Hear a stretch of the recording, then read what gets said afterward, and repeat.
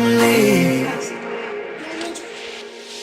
Самба белого мотылька у открытого огонька, как бы тонкие крылышки не опалить.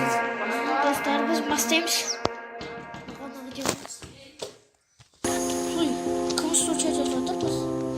Закрытую комнату там просто.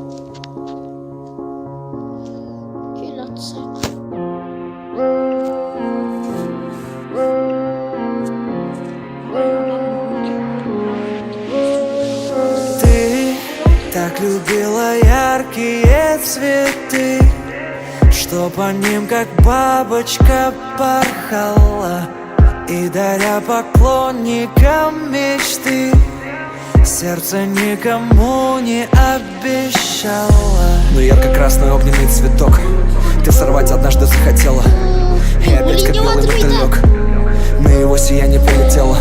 Только сложится нелегко дружба пламени с мотыльком. Старал бы уже захочу детям взять.